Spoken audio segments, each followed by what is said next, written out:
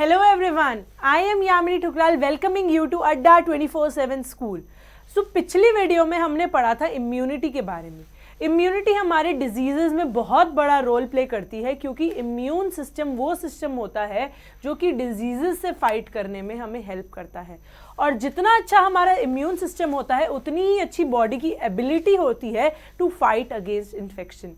उसी एबिलिटी को हम लोग क्या बोलते हैं? इम्यूनिटी बोलते हैं। The ability to fight against infection it is called as immunity. Immunity जो हमने देखी थी वो कितने टाइप की थी? हमारी इम्यूनिटी थी दो टाइप की। पहली थी हमारी इन्नेट इम्यूनिटी और दूसरी थी हमारी एक्वायर्ड इम्यूनिटी। इन्नेट इम्यूनिटी की जब हम लोग बात करते हैं तो इन्नेट इम्यूनिटी हमारी बाय बर्थ प्रेजेंट होती है और एक्वायर्ड इम्यूनिटी क्या होती है? जो हम बाय द टाइम जीते जीते बढ़ते बढ़ते एक्वायर करते हैं। तो उसके बाद में और हमने देखा था active and passive immunity. Active immunity क्या होती है? जिसके अंदर बॉडी एक्टिवली सिंथेसाइज करती है हमारे एंटीबॉडीज को। जबकि पैसिव में क्या होता है कि पैसिवली जो है एंटीबॉडीज एडमिनिस्टर कर दी जाती हैं ऑर्गेनिज्म की बॉडी के अंदर। तो ये कुछ हमने देखा था। उसके बाद में हमने लास्ट में देखा था हमारे जो ऑटो इम्यूनिटी क्या होती है, हमारे एलर्जीज क्या होती हैं और immune system of the body क्या होता है। इम्यून सिस्टम के अंदर आते हैं हमारे सारे के सारे लिम्फॉइड ऑर्गन्स और वो सेल्स जो कि हमें इम्यूनिटी प्रोवाइड करने में मदद करते हैं। तो आज के लेक्चर में हम लोग पढ़ने जा रहे हैं एड्स एंड कैंसर, जो कि बहुत ही प्रिवेलिंग डिजीजेस हैं, एड्स एंड कैंसर। एड्स से अगर हम लोग स्टार्ट करें तो एड्स का फुल फॉर्म क्या होता है? हमारा एड्स का फुल फॉर्म होता है एक्वायर्ड इम्यूनो डेफिशिएंसी सिंड्रोम। क्या होता है? Acquired immuno deficiency syndrome. Immuno deficiency syndrome से आपका क्या मतलब है? मतलब इम्यून सिस्टम जो है वो डेफिशिएट हो जाता है, इम्यून सिस्टम वीक हो जाता है, इम्यून सिस्टम वीक हो जाता है हमारा एड्स के अंदर।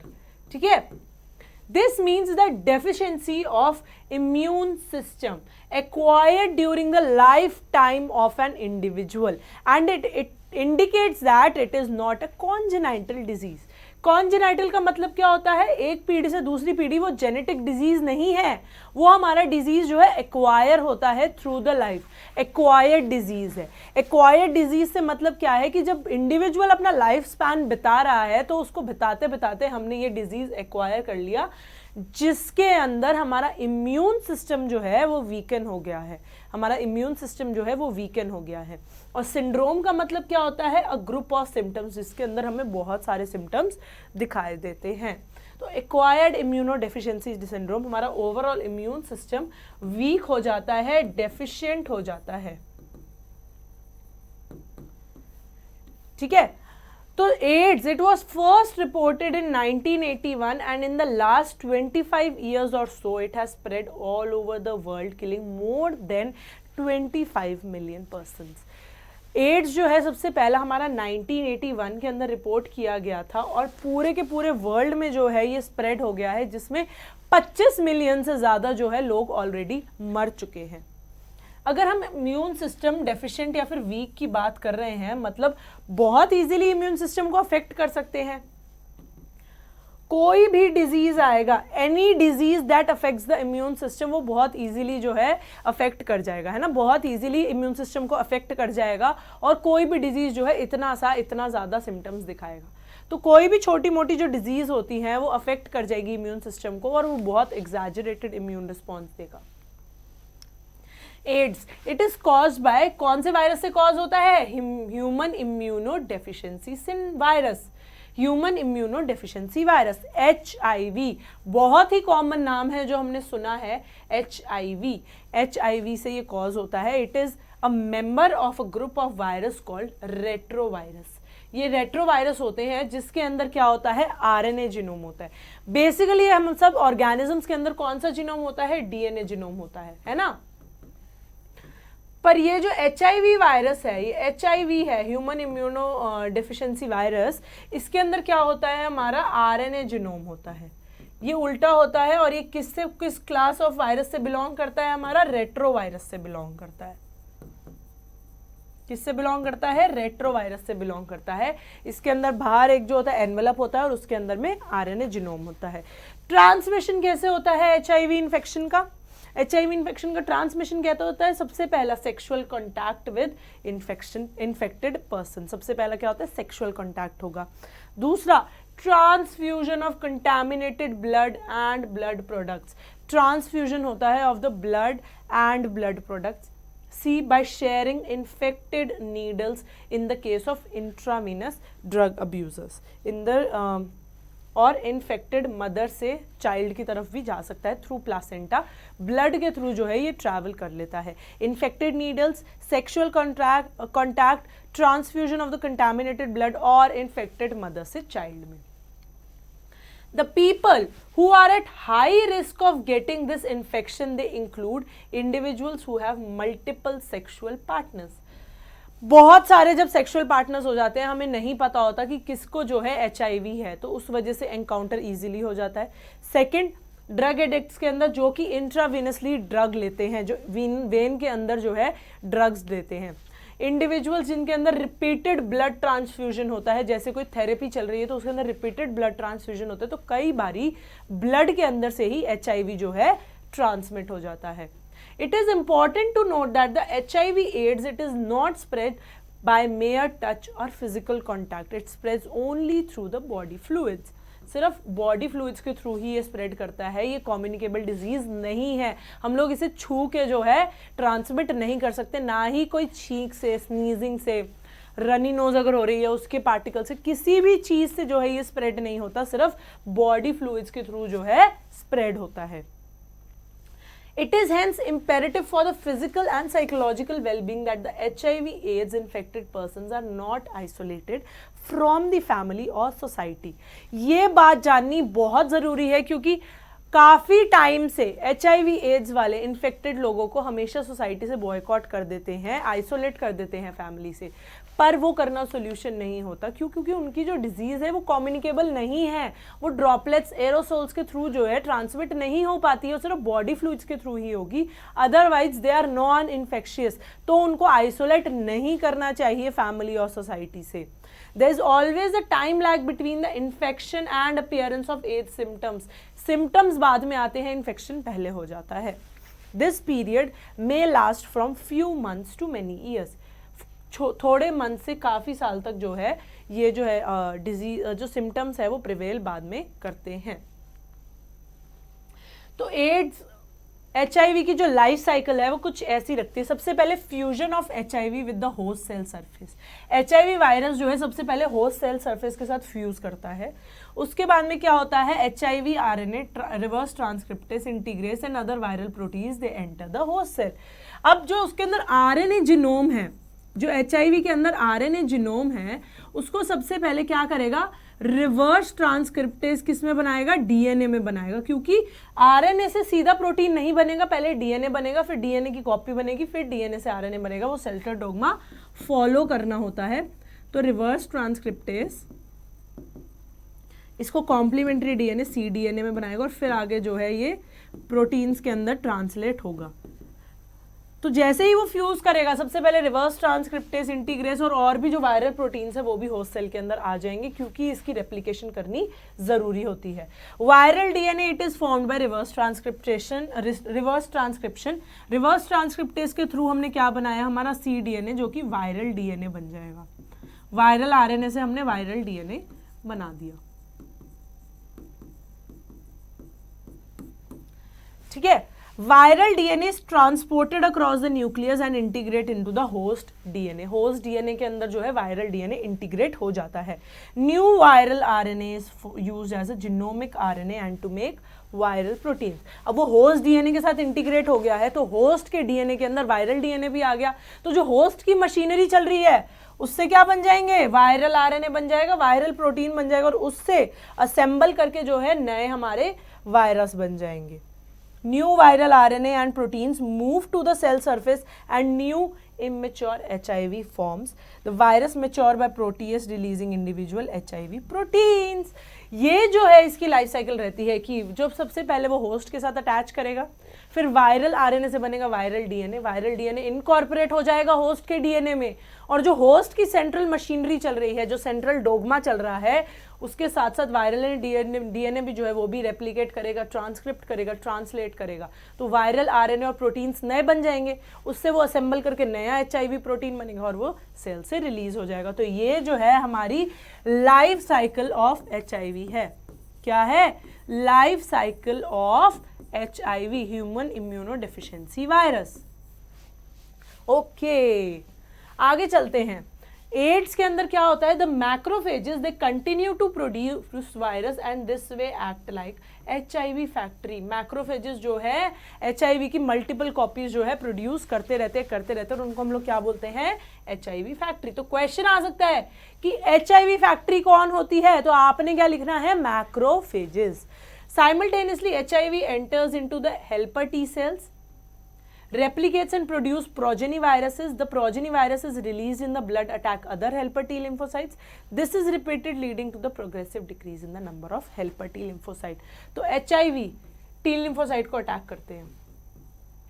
किसको अटैक करते हैं? T lymphocyte को। और T lymphocyte में भी स्पेसिफिकली जो उसका टाइप होता है TH lymphocyte, T helper lymphocyte, उसको अटैक करते हैं। ठीक है, ठीक है। This is repeated, leading to a progressive decrease in the number of helper T lymphocytes in the body of the infected person. During this period, the person suffers from bouts of fever, diarrhea and weight loss. HIV सीधा attack करेंगे T helper lymphocytes को, मतलब immune system को week कर रहे हैं। T helper lymphocytes basically क्या करते हैं? T helper lymphocytes एंटीबॉडीज बनाने में मदद करते हैं B lymphocytes की। तो जब वो T helper को अटैक कर रहे हैं, एचआईवी जो है सीधा टी हेल्पर को अटैक कर रहा है, मतलब एंटीबॉडीज भी नहीं बन रही है, तो उससे क्या होगा? इम्यून सिस्टम वीक होएगा, है ना। इम्यून सिस्टम वीक होने का क्या मतलब है? कि पर्सन को क्या हो गया? फीवर हो गया, डायरिया हो गया और वेट लॉस हो गया। ये सब जो है किसमें हुआ? इम्यून सिस्टम वीक करने की वजह से हुआ। क्यों? क्योंकि एचआईवी सीधा टी हेल्पर लिम्फोसाइट्स को अटैक कर रहे हैं, जो कि एंटीबॉडी प्रोडक्शन में मदद करते हैं। तो इम्यून सिस्टम वीक हुआ तो क्या क्या हमें दिखने को मिला? फीवर दिखा, डायरिया दिखा और वेट लॉस दिखा। Due to the decrease in number of T lymphocyte, the person start suffering from infections that could have been otherwise overcome, such as those due to my bacteria especially. Person के अंदर अगर T lymphocytes कम हो गए, WBCs मतलब fighting capability जो होती है, fighting capability जो होती है वो कम हो गई, तो इवन अगर उसे कॉमन फ्लू भी हुआ है, कॉमन कोल्ड भी हुआ है, तो उससे भी वो सफ़र करेगा, जो कि ओवरकम कर सकता था। अगर सिर्फ बैक्टीरियल डिजीज थी तो बॉडी आसानी से ओवरकम कर सकती है, पर एचआईवी एड्स वालों में वो बैक्टीरियल डिजीज से भी ओवरकम नहीं कर पा रही है, वो उससे सफ़र करने लग जाती है। माइकोबैक्टीरियम, वायरसेस, फंजाई और पैरासाइट्स जो है उनसे भी जो है बहुत बुरी तरह से सफ़र करती है। The patient become so immunodeficient that he or she is unable to protect himself or herself against these infection. इतनी ज़्यादा इम्यून डेफिशिएंस हो जाती है, पेशेंट इतना ज़्यादा इम्यून डेफिशिएंट हो जाता है कि वो छोटे मोटे डिजीज़ से भी अपने आप को प्रोटेक्ट नहीं कर पाता है, छोटे मोटे डिजीज़ से भी अपने आप को प्रोटेक्ट नहीं कर पाता है और वो प्रोन हो जाता है, सबके प्रोन हो जाता है। A widely used diagnostic test for AIDS is enzyme-linked immunosorbent assay. अच्छा, विडाल टेस्ट किसका था? विडाल टेस्ट था हमारा। विडाल टेस्ट किसका था? मैंने बोला था कि ये बहुत इंपॉर्टेंट है, तो ये आपका होमवर्क है कि आपने मुझे बताना है कि विडाल टेस्ट किसके अंदर यूज होता है टेस्टिंग के लिए। इसके अंदर कौन सा है? enzyme-linked immunosorbent assay. The treatment of AIDS with antiretroviral drugs is only partially effective. They can only prolong the life of the patient but cannot prevent death, which is inevitable. जो anti retroviral drugs होते हैं वो क्या कर सकते हैं? वो थोड़े बहुत प्रोलॉन्ग कर सकते हैं लाइफ स्पैन को, पर कंप्लीटली जो है ट्रीट नहीं कर सकते। ठीक है, प्रिवेंशन क्या है, उसकी कोई क्योर नहीं है। अगर एड्स हो गया है तो तुम बस अपनी लाइफ, अपनी लॉन्जेविटी बढ़ा सकते हो, बट उस डिजीज को खत्म नहीं कर सकते। प्रिवेंशन बेस्ट ऑप्शन होता है। It spreads due to the conscious behaviour patterns and is not something that happens inadvertently like pneumonia और typhoid. Of course, infection in blood transfusion patient, newborns may take place due to poor monitoring. किसकी वजह से होता है? Poor monitoring की वजह से हो सकता है, क्योंकि ब्लड ट्रांसफ्यूजन के अंदर अगर पुअर मॉनिटरिंग है तो ही HIV वाला ब्लड जो है दूसरे पेशेंट को जा सकता है। Making blood safe from HIV, ensuring the use of only disposable needles. कहीं भी जाना है हॉस्पिटल में, सिर्फ डिस्पोजेबल नीडल्स ही यूज करनी है, कोई स्टेरलाइज्ड नीडल्स यूज नहीं करनी, सिर्फ और सिर्फ disposable needles and syringes. Free distribution of condoms, क्योंकि अगर अनप्रोटेक्टेड सेक्स है तो उससे HIV ट्रांसमिशन के चांसेस होते हैं, STD सेक्सुअली ट्रांसमिटेड डिजीज के होती है। पर अगर कोई फिजिकल बैरियर है जैसे कि कॉन्डम्स, तो उससे जो है STDs नहीं होते हैं, सेक्सुअली ट्रांसमिटेड डिजीजेस नहीं होते हैं। ड्रग अब्यूज कंट्रोल करना है, क्योंकि इंट्राविनस ड्रग इंजेक्शन से भी जो है एड्स होता है। Advocating safe sex and promoting regular checkups for HIV, बहुत इंपॉर्टेंट, रेगुलर चेकअप होना चाहिए HIV का, और ये सारे के सारे स्टेप्स जो है प्रिवेंशन में होने चाहिए, बहुत इंपॉर्टेंट है प्रिवेंशन। ठीक है, उसके बाद में हमारी सेकंड डिजीज आती है हमारी कैंसर। एड्स के बारे में हमने पढ़ लिया, इतना ही पढ़ना था। HIV की लाइफ साइकिल हो गई, सिम्टम्स क्या होते हैं और उसका प्रिवेंशन क्या होता है, ट्रीटमेंट क्या होता है। तो कैंसर क्या होता है? It is one of the most dreaded diseases of human beings and it is a major cause of death all over the globe. पूरे ग्लोब पे जो है ये मेजर कॉज है। In our body the cell growth and differentiation it is highly control and regulated, पर cancer cells के अंदर क्या होता है, ये रेगुलेटरी मैकेनिज्म जो है ये ब्रेक डाउन हो जाता है। ये जो रेगुलेटरी मैकेनिज्म है कैंसर के अंदर, ये ब्रेक डाउन हो जाता है। नॉर्मल सेल्स के अंदर एक प्रॉपर्टी होती है जिसे हम क्या बोलते हैं, कॉन्टैक्ट इनिबिशन।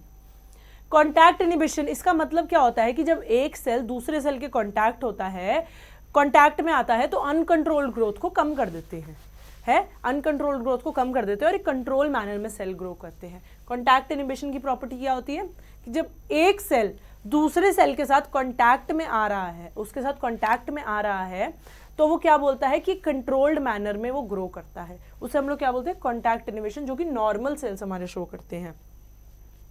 कैंसर सेल्स के अंदर क्या होता है, ये प्रॉपर्टी लूज हो जाती है। Cancer cells contact inhibition show ही नहीं करते, मतलब वो अनकंट्रोल्ड जो है ग्रो करते रहते हैं। तो एक्सपोनेंशियल ग्रोथ होती है उनकी, ऐसे एक्सपोनेंशियल ग्रोथ शो करते हैं।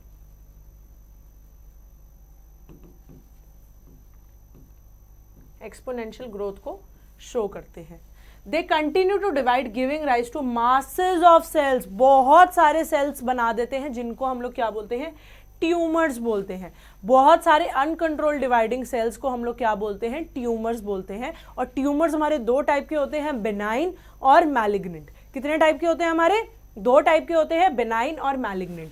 बेनाइन ट्यूमर्स क्या होते हैं, they remain confined to their original location.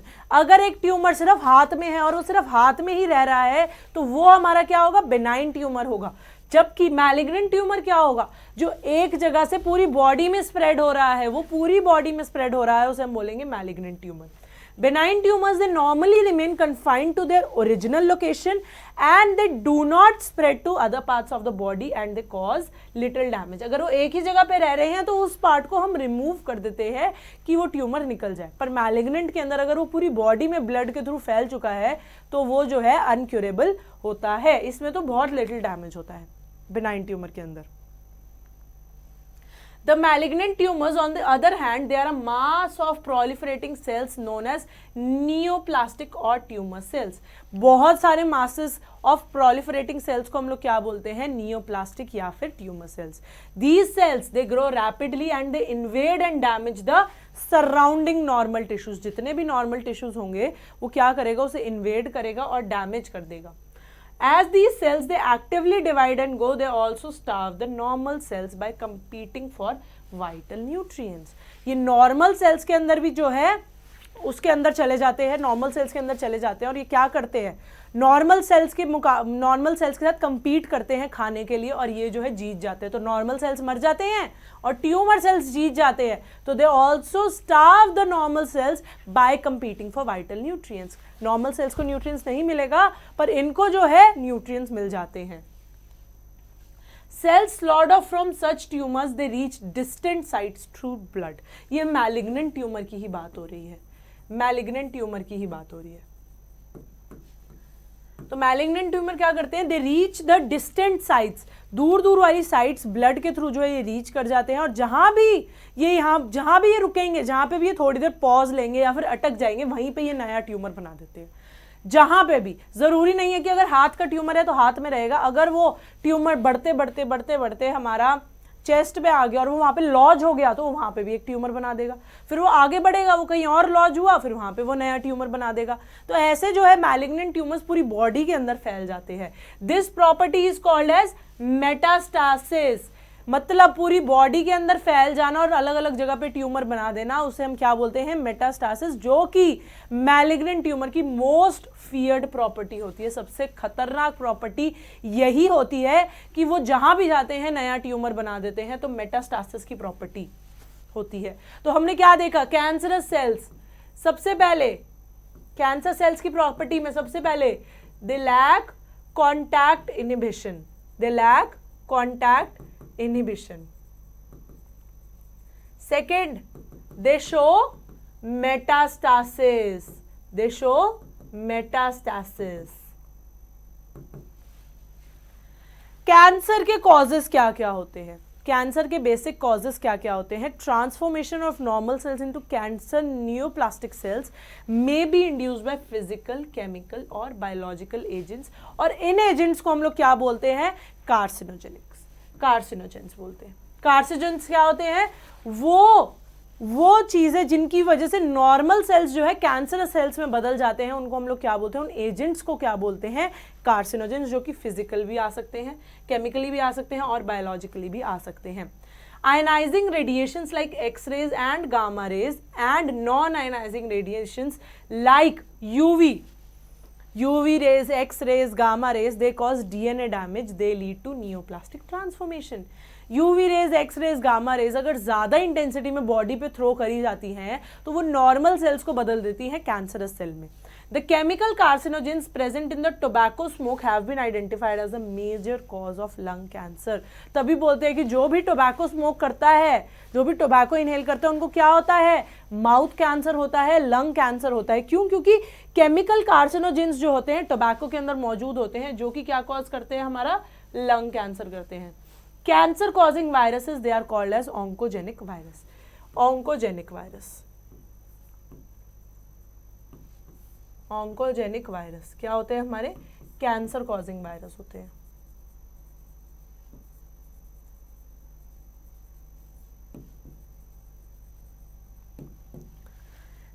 Have genes called viral oncogenes, इनके अंदर जो जीन्स होते हैं उनको हम क्या बोलते हैं, oncogenes. Oncogenic virus and oncogenes, okay.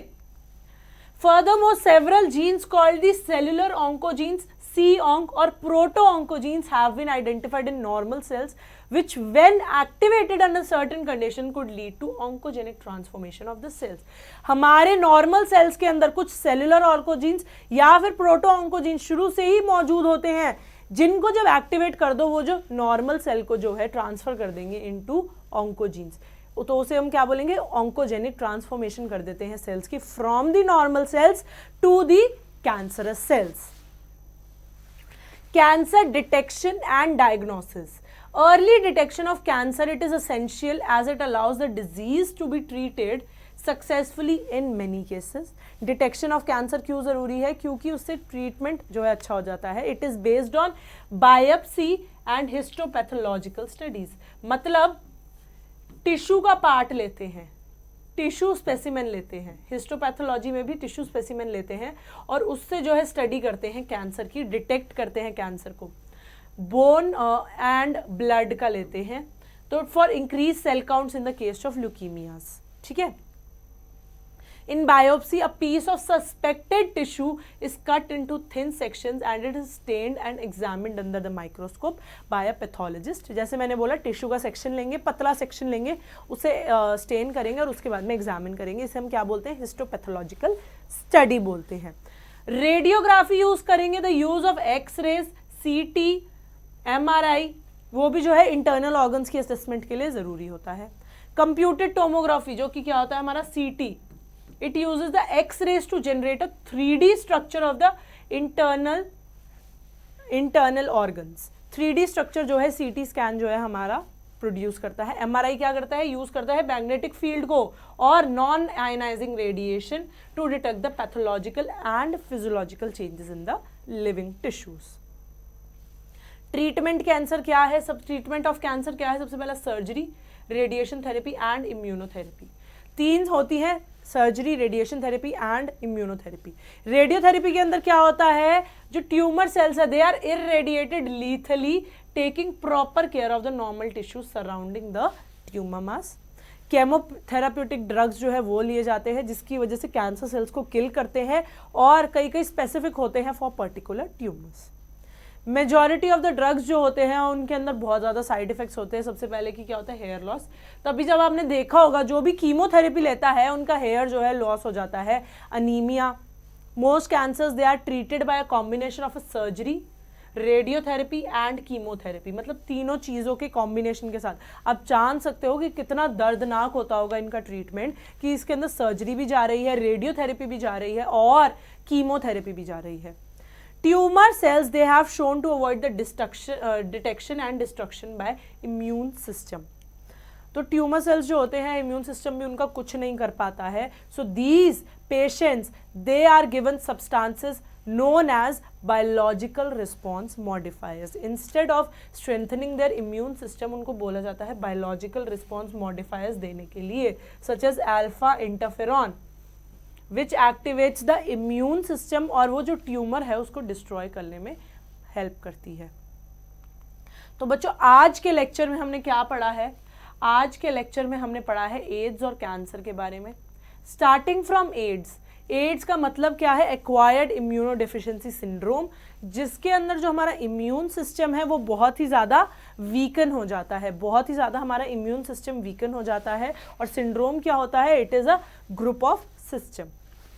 अगर इम्यून सिस्टम वीक हो गया है तो मतलब कोई भी छोटी मोटी जो डिजीज है वो फटाफट आके इम्यून सिस्टम को अटैक कर देती है. तो ह्यूमन इम्यूनो डेफिशिएंसी वायरस जो है, जो कि एक ग्रुप ऑफ रेट्रोवायरस है, उसके अंदर जो कॉन्स्टिट्यूएंट है वो क्या करता है? वो एड्स कॉज करता है.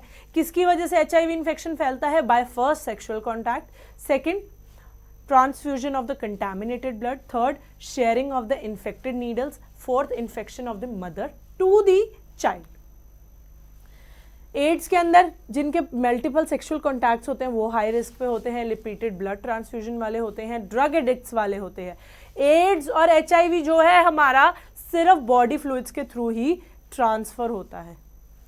कम्युनिकेबल डिजीज नहीं है, कोई एरोसोल ड्रॉपलेट्स की वजह से नहीं फैलता है. HIV AIDS interacted person should not be isolated from the society. AIDS का इन्फेक्शन पहले हो जाता है पर उसके सिम्टम्स हमें 5 से 10 साल बाद ही दिखने को मिलते हैं. लाइफ साइकिल ऑफ HIV की जब हम लोग लाइफ साइकिल देखें तो HIV के अंदर बेसिकली हमारा क्या होता है? RNA जीनोम होता है. जब वो फ्यूज करता है होस्ट सेल के साथ और वो जब उसके अंदर जाता है होस्ट जीनोम के अंदर उसका DNA इनकॉर्पोरेट हो जाता है. RNA को पहले DNA में कन्वर्ट करने के लिए रिवर्स ट्रांसक्रिप्टेस एंजाइम की जरूरत पड़ती है. फिर होस्ट की मशीनरी के साथ वो भी डिवाइड करता है, उसका RNA बनता है, उसका प्रोटीन बनता है, जो कि असेंबल करके नए HIV वायरस बनाते हैं. तो ये लाइफ साइकिल ऑफ HIV है. The macrophages they continue to produce the virus and उससे क्या बोलते हैं? हम HIV फैक्ट्री बोलते हैं. HIV बेसिकली सबसे पहले जो है T हेल्पर लिम्फोसाइट्स को अटैक करते हैं, जो कि एंटीबॉडीज बनाने में मदद कर रहे होते हैं. तो इससे क्या होगा? इम्यून सिस्टम वीक हो जाता है, फीवर हो जाता है, डायरिया और वेट लॉस. फर्स्ट स्टेज के अंदर हमें यही देखने को मिलता है. छोटे मोटे जितने भी डिजीजेज होते हैं, बैक्टीरियल, फंगल, प्रोटोजोन, जितने भी डिजीजेज होते हैं वो सारे के सारे बहुत बुरी तरह से अटैक करते हैं, क्योंकि इम्यून सिस्टम वीक हो जाता है, एंटीबॉडीज बनाने की क्षमता बॉडी के अंदर खत्म हो जाती है. डायग्नोस्टिक टेस्ट कौन सा यूज होता है? एंजाइम लिंक इम्यूनोसॉर्बेंट एसे. एलाइजा। ट्रीटमेंट एड्स का कोई नहीं होता, ट्रीटमेंट से सिर्फ लाइफ प्रोलॉन्ग कर सकते हैं, बट उससे जो है वो इफेक्टिव नहीं होती, प्रिवेंट नहीं कर सकते डेथ को। डेथ तो होनी ही है, बस लाइफ थोड़ी सी लंबी हो जाती है। प्रिवेंशन क्या होगी? प्रिवेंशन है disposable needles, syringes, condoms, safe sex and promoting regular checkups of HIV। तो ये सब जो है हम ये प्रिवेंशन ले सकते हैं। इसके बाद में हमारा आता है कैंसर, जो कि मोस्ट ड्रेडेड डिजीज है। सेल ग्रोथ और डिफरेंशिएशन जो है हाईली कंट्रोल रहता है। नॉर्मल सेल्स के अंदर कॉन्टैक्ट इनहिबिशन नाम की एक प्रॉपर्टी एग्जिबिट होती है, जो कि कैंसर सेल्स भूल चुके होते हैं। उनके अंदर क्या होती है? ऐसी एक्सपोनेंशियल ग्रोथ होती है। जो बहुत सारे मासेस ऑफ सेल्स बन जाते हैं उनको हम क्या बोलते हैं? ट्यूमर्स बोलते हैं। दो तरीके के होते हैं, benign and malignant tumour. Benign tumours वो ट्यूमर होते हैं जो एक ही जगह पे रहते हैं, पर मैलिग्नेंट ट्यूमर्स वो ट्यूमर्स होते हैं जो एक जगह से दूसरी जगह पे फैलते हैं। नियोप्लास्टिक और ट्यूमर सेल्स जो होते हैं हमारे मैलिग्नेंट ट्यूमर के अंदर डिवाइड करते हैं। क्यों? क्योंकि वो ब्लड के अंदर जहां भी वो ट्यूमर जाएगा वो वहां पे नया ट्यूमर बना देगा। ये मैलिग्नेंट ट्यूमर की खास बात होती है। खास बात क्या? बेकार बात होती है, क्योंकि उसका कोई क्योर नहीं होता। पर अगर बिनाइन ट्यूमर है, वो किसी ऑर्गन में अगर बन रहा है, तो उस ऑर्गन को अगर हम काट के फेंक दे, पूरी बॉडी में कहीं ट्यूमर नहीं रहेगा। ट्यूमर्स बेसिकली जो है कम्पीट करते हैं नॉर्मल सेल्स के साथ न्यूट्रिएंट्स के लिए, और वो जीत जाते हैं। तो नॉर्मल सेल्स मर जाते हैं और ट्यूमर सेल्स आगे चले जाते हैं। इस प्रॉपर्टी को क्या बोलते हैं? मेटास्टासिस की। जहां पे जाओ वहां नया ट्यूमर बनाओ, जो कि मैलिग्नेंट ट्यूमर्स के अंदर होता है, कि वो जहां पे भी जाएंगे ब्लड के थ्रू डिस्टेंस साइट्स पे, वहां पे जाके वो नया ट्यूमर बना लेते हैं। कॉजेज क्या होते हैं? Carcinogens, ionising radiations, X-rays, gamma rays and non ionising radiations, UV rays जो है अंदर जो है कार्सिनोजेंस की तरह एक्ट करती है, और वो नॉर्मल सेल्स को ऑन्कोजेनिक सेल्स में ट्रांसफर कर देती हैं। और जो केमिकल कार्सिनोजेंस जो हमारे टोबैको के अंदर मौजूद होते हैं, वो लंग कैंसर का सबसे बड़ा कारण होते हैं, जो कि हमें न्यूज़ में भी दिखाया जाता है। जो कैंसर कॉजिंग वायरस होता है उसको बोलते हैं हम ऑन्कोजेनिक वायरस, और उनके अंदर जो जीन्स होते हैं उनको हम बोलते हैं ऑन्कोजीन्स। हमारे अंदर भी कुछ कुछ सेवरल जीन्स होते हैं, जो कि होते हैं प्रोटो ऑन्कोजीन्स या फिर सेलुलर ऑन्कोजीन्स, जो कि अपॉन एक्टिवेशन क्या करेंगे? ऑन्कोजेनिक ट्रांसफॉर्मेशन करेंगे सेल्स का।